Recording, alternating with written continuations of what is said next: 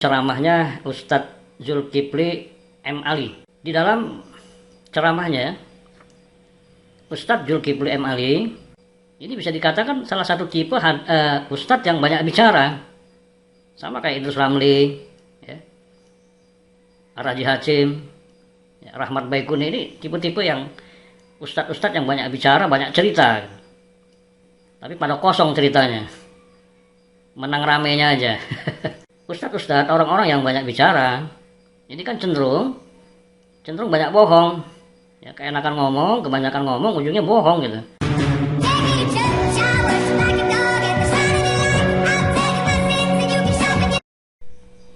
Bismillahirrahmanirrahim. Assalamualaikum warahmatullahi wabarakatuh.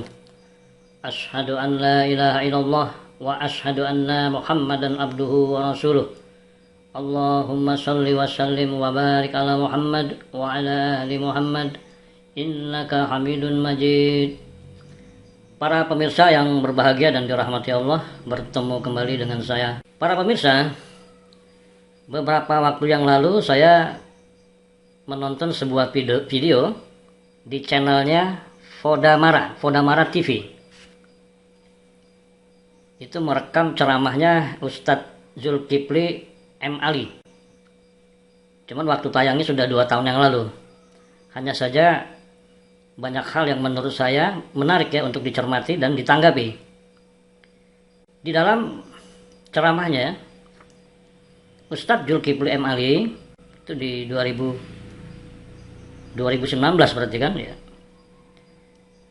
Dia banyak cerita lah ya tentang akhir zaman, tentang Imam Mahdi ya, tentang fase-fase akhir zaman, banyak sekali. Ya, sampai bicara tentang indikasi kemungkinan kapan hari kiamat kan itu. Nah, salah satunya yang dia katakan bahwa pada tahun 2019 dia mengatakan Imam Mahdi itu sudah ada di Madinah, ya, dan usianya sudah mencapai 39 tahun. Itu di 2019. Sehingga kalau dia dibaiat usia 40, berarti pada tahun 2020 Imam Mahdi sudah dibaiat ya di Mekah. Itu satu. Kemudian bersamaan dengan munculnya Imam Mahdi, maka tidak berapa lama muncullah tanda kiamat yang bernama Dukon. Ya. Dukon. Jadi alam keadaan gelap gulita ya. Dan biasanya dan menurut perkiraannya paling lama 3 tahun setelah itu muncul Dajjal. Jadi kalau paling lama 3 tahun dari 2020, berarti paling lama 2023 Dajjal sudah muncul. Ya. Sekarang kita di tahun 2022. Ya. Berarti mestinya di 2020 ada berita dong. Imam Mahdi dibaiat. Tapi nggak ada cerita ini. Ya, nggak ada ceritanya. Jadi kapan dibaiat sebenarnya nggak tahu ini. Terus hitungan muncul Dukon jadi meleset juga. Termasuk hitungan Dajjal di tahun 2023 ya meleset juga. Karena patokannya kan baiat Imam Mahdi. Ya, baiatnya nggak pernah kejadian, nggak ada ceritanya. Yang katanya diperkirakan pada tahun 2020, karena di 2019 Imam Mahdi sudah berumur 39 tahun, 1 tahun lagi kan itu. Nah sekarang udah 2022 ya. Kalau dengar ceritanya luar biasa ya, menggebu-gebu gitu loh ya, luar biasa, menarik ya, ya sehingga para jamaah terpesona gitu ya, suka.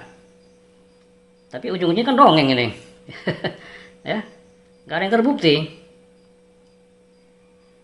Kalau kita bicara Imam Mahdi ya sampai sekarang nggak jelas. Sama modelnya kayak si Ar-Raji Hachim, meyakini Imam Mahdi sudah ada, sudah lahir, sudah lagi disembunyikan. Nggak tahunya yang dimaksud gurunya si si siapa, Abi Abati Ahmad Al-Badr, si Heri Marzuki. Rupanya itu yang dimaksud Imam Mahdi kan. Ini udah ngaco juga. Jadi apa ya? Kadang-kadang menyedihkan juga. Kok berani-berani amat seorang ustadz cerita menggebu-gebu soal akhir zaman gitu. Dia memang pakai analisa. Ya, pakai analisa, teman, kadang-kadang kan cara analisa juga mempengaruhi. Terus data analisa juga harus diuji absah apa enggak gitu. Kalau datanya udah palsu ya pasti keliru, analisanya pasti meleset. Jadi nggak bisa semua hadis dipakai. Kalau dipaksa ya ngaco ujungnya. Ini seperti sekarang ini, nggak ada bukti, cerita kosong gitu. Nah, ini tipe-tipe yang saya sebutkan hadisnya. Ini bisa dikatakan salah satu tipe ustadz yang banyak bicara. Sama kayak Idrus Ramli, ya, Raji Hachim, ya, Rahmat Baikuni. Ini tipe-tipe yang ustadz-ustadz yang banyak bicara, banyak cerita. Tapi pada kosong ceritanya. Menang ramenya aja. Kan apa? Ya mungkin yang mengamati ini kan banyak orang ya, bukan saya saja gitu, yang mencoba menguji kebenaran daripada prediksi ramalan. Kadang-kadang sih bukan ramalan, seyakin-yakinnya. Nah, ini bahasa ini yang berbahaya ini. Ya. Pakai yakin, seyakin-yakinnya. Ternyata ya biasa aja sampai hari ini. Ya, biasa aja. Ya karena memang peristiwanya masih lama. Kita kalau mempelajari pola-pola, tanda-tanda yang diberikan Allah itu masih lama. Ukuran manusia ya, ukuran Allah ya sangat dekat. Ukuran manusia masih lama. Kita ya mungkin nggak ketemu juga masa itu. Dajjal datang nggak ketemu juga, udah wafat kayaknya kan gitu. Nah, ustadz orang-orang yang banyak bicara ini kan cenderung banyak bohong. Ya, keenakan ngomong, kebanyakan ngomong, ujungnya bohong gitu. Banyak cerita kosong. Ya. Nah, bohong ini kan ada yang sengaja bohong. Ada tadi salah analisa tapi pakai stil yakin, pede, jadinya bohong juga. Nah, tipe-tipe orang seperti ini kan masuk sebagai salah satu orang yang dibenci oleh Allah. Ya, itu hadis Imam Bukhari bersumber dari Mughirah bin Syu'bah. Dikatakan Allah membenci 3 perkara. Allah membenci 3 perkara, yaitu 1, banyak bicara. Kedua, menyia-nyiakan harta benda. Ketika banyak tanya. Nah, yang seperti Pak Ustadz Zulkifli ini ya masuk kelompok yang banyak bicara. Ya. Kalau banyak bicara benar, ada dasar dan bisa dibuktikan, bagus, ya, manfaatnya banyak. Tapi banyak bicara tapi ngaco, ya, tidak ada yang bisa dibuktikan. Cuman ngomongnya yakin banget, seyakin-yakinnya. Nah kan jadi ya buat malu aja, bahasa awamnya kan gitu. Tapi tetap masih aja bersemangat sampai hari ini. Kalau saya perhatikan masih menggebu-gebu. Mereka-mereka yang banyak bicara soal akhir zaman, banyak cerita soal akhir zaman, masih saja ya, ada aja dalil-dalilnya. Tapi ngeheng semua. Termasuk yang kelas dunia tuh yang namanya Muhammad Qasim dari Pakistan. Itu udah banyak yang mau mengikuti dia, mau membaiatnya segala macam, ngaku Imam Mahdi. Ya, sudah ratusan kali mimpi ketemu Nabi, ketemu Allah, ketemu Dajjal. Ya gimana mau dipercaya lagi? Ya, sekarang mimpi ketemu Nabi. Ya, katanya ketemu Nabi. Tapi ketika hidup belum pernah lihat wajah Nabi. Logikanya nggak masuk. Kalau para sahabat Nabi bermimpi ketemu Nabi atau ketemu Rasulullah, itu benar. Tidak akan menipu wajahnya gitu. Tapi kita yang belum pernah bertemu beliau dalam keadaan hidup, tiba-tiba mimpi ketemu beliau, ini gimana? Lihat fotonya kita belum pernah, lihat gambarnya belum pernah. Ya. Kalau sekarang saya ngomong, saya semalam mimpi ketemu Bung Karno, bisa dimaklumi. Karena saya pernah lihat foto Bung Karno. Ya kan? Tahu wajahnya gitu. Walaupun juga belum tentu Bung Karno, tapi saya bisa ngomong ketemu Bung Karno karena saya udah lihat fotonya. Lah ini belum pernah lihat fotonya, ketemu orang yang belum pernah mimpi ketemu Nabi. Ini susah dipahami. Paling ngandelin informasi dalam mimpi itu sendiri. Ada yang ngomong, itu Rasulullah. Yang ngomong juga nggak jelas siapa. Terus mimpinya ratusan kali. Ketemu Allah ratusan kali. Kalau udah nggak benar. Saya kira kayak Muhammad Qasim udah walinya Dajjal juga ini. Ya. sudah termasuk wali Dajjal ini. Kan Dajjal kan pendusta. Ya mungkin dia tidak berdusta, mimpinya benar, tapi yang memberi mimpi itu dusta gitu loh. Dajjal yang ngasih mimpi, iblis mengatasnamakan nabi, mengatasnamakan Tuhan kan itu. Itu dipercaya pula.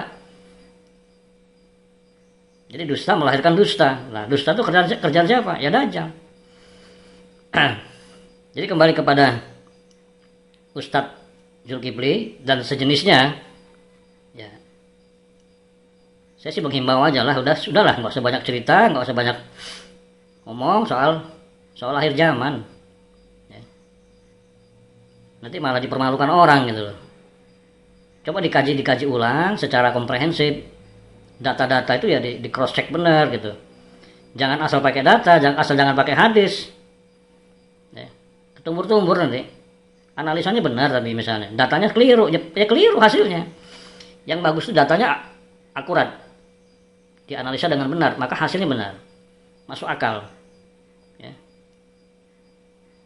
Dibandingkan dengan keadaan masuk akal.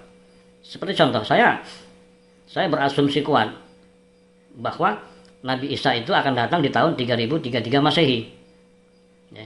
Karena saya punya pijakan teorinya di Alkitab. Jadi saya menyerap dari sebuah informasi, ya, saya menangkap bahwa beliau itu berkata, pada hari ketiga aku akan bangkit. Nah, ketika naik ke langit. Pada hari ketiga, pada hari Selasa. Setelah 3 hari aku kembali. Nah, 3 hari di sini ukuran langit, yang berarti sama dengan 3.000 tahun di bumi. Kita uji ke fakta. Ternyata udah benar. Sekarang udah lewat 2.000 tahun. Logis kan? Tapi kalau saya mengatakan ini belum lewat 1.000 tahun, tanda tanya. Tapi 2.000 tahun udah lewat. Itu satu. Kedua, konteks khilafah. Ya, khilafah dunia itu baru bisa dijalankan kalau umat Islam mendominasi mayoriti, menjadi penduduk terbesar di muka bumi ini, minimal 2/3 ukurannya, baru bisa khilafah itu dijalankan. Nah, sekarang kita uji, ya. Perjalanan Islam 14 abad itu menghasilkan umat Islam berapa banyak? Paling 1,7 miliar dunia. Apakah sudah separuh dunia? Belum. Ya, itu 14 abad. Nah, untuk bisa mayoritas paling tidak setengah perjalanan lagi. Ya, kalau 14 abad berarti paling tidak 700 tahun lagi bisa tercipta kondisi di mana umat Islam mayoritas atau 2/3 minimal. Begitu juga dengan negara-negara yang ada. Atau indikasinya gampang lah, indikatornya lihat aja Dewan Keamanan PBB. Anggota tetapnya ada 5 kan? Amerika, Inggris, Cina, Rusia, Jerman kalau salah. Ada negara Islam? Tidak ada. Ukurannya paling enggak kalau ada 5 anggota 5 anggota tetap Dewan Keamanan PBB, sekurang-kurangnya 3 anggota Dewan Keamanan PBB itu negara Islam. 3. Jadi menang voting. Ini 1 juga belum. Ya. Gimana kita mau bicara khilafah?